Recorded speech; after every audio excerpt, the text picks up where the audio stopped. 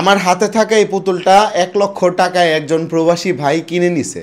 কি কারণে এই পুতুলটা 1 লাখ টাকা দিয়ে কিনছে সেটা জানলে আপনারা অবাক হয়ে যাবেন। এই কারণটা হচ্ছে এই পুতুলটা একা একা নড়ে, একা একা এক জায়গা থেকে সে আরেক জায়গায় চলে যায়। তো মূলত প্রবাসী ভাই কিভাবে পুতুলটা নিবে বা কয় টাকা দিবে কি আসল বিষয় সব কিছু আমরা জানাবো আপনাদেরকে নিয়ামুল ভাইয়ের কাছ থেকে। মূলত হচ্ছে পুতুলটা যেহেতু ওনার, তো সব কিছু উনি হ্যান্ডেল করতেছে।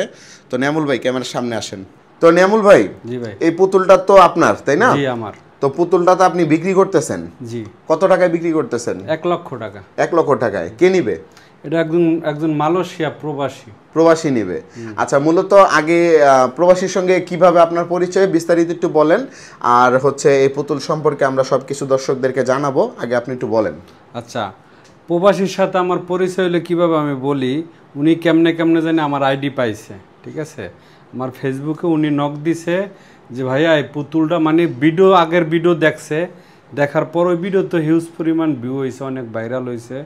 তাই ওখান থেকে উনি আমাদের সাথে যোগাযোগ করছে যে ভাইয়া একটা ভয়েস দিছে, ভয়েসটা কি শোনাবো? মাইক্রোফোনটার মুখের সামনে। আচ্ছা, একটু ভয়েসটা আমি শুনাই, তারপরে বিস্তারিত কথা বলি। যে শুনেন। আসসালামু আলাইকুম ভাই, কেমন আছেন? আশা করি ভালো আছেন। আমি মালয়েশিয়া থেকে আসাদ বলছিলাম ভাই। আপনার ভিডিওতে আমি একটা পুতুল দেখেছিলাম, ওই পুতুলটা আমার খুবই প্রয়োজন। আপনি আমার ভয়েসটা শুনবেন কিনা জানি না, যদি শোনেন তাহলে বিষয়টা একটু গুরুত্ব সহকারে দেখবেন।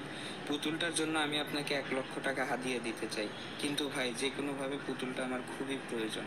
ভাই আমি আপনাকে অনুরোধ করছি, যদি আমার ভয়েসটা আপনি শোনেন তাহলে বিষয়টা একটু গুরুত্ব দিয়ে দেখবেন এবং আমার সাথে কথা বলবেন। পুতুলটা আমার খুবই প্রয়োজন। আপনি আমার সাথে যোগাযোগ করলে আমি আপনাকে আরো বিস্তারিত বলবো। যেভাবে হোক পুতুলটা আমার দরকার ভাই, প্লিজ। আচ্ছা, তো পরবর্তীতে আপনি ওনার সঙ্গে যোগাযোগ করছেন, তাই না? পরবর্তীতে আমি ওনার সাথে যোগাযোগ করছি।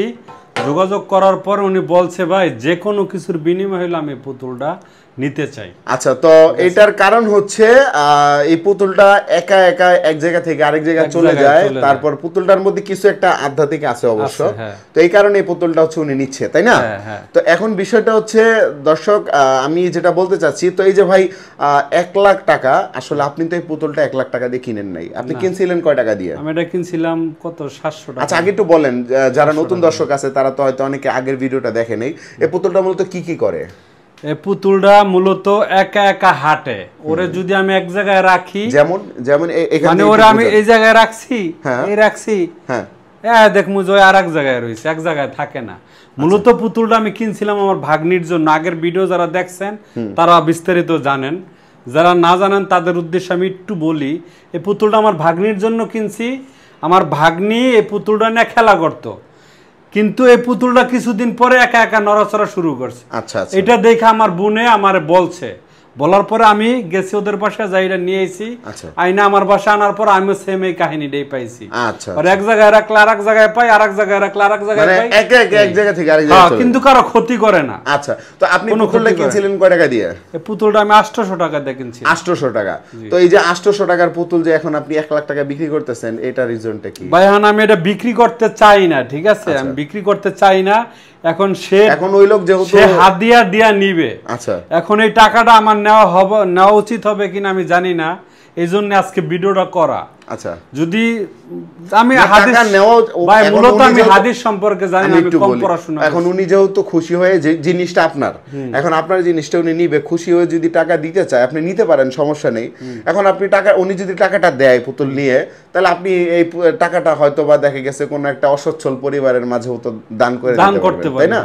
এইটাই আমার চিন্তা ভাবনা, এইটাই কারণে পুতুলের দাম তো 1 লাখ টাকা না। এখন প্রবাসী ভাইয়ের টাকা আছে, দিতে ইচ্ছে, নিজের ইচ্ছায় দিতে চায়।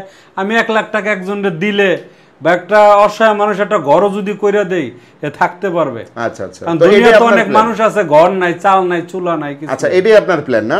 এইটাই আমার প্ল্যান। আচ্ছা, তো দর্শক আরো অনেকেই আসলে এই পুতুলটা নিতে চাইছিল, তো এই কারণে বলে দিচ্ছি যে পুতুলটা অলরেডি সেল হয়ে গেছে। তো পুতুলটা একজন প্রবাসী ভাই নিবে।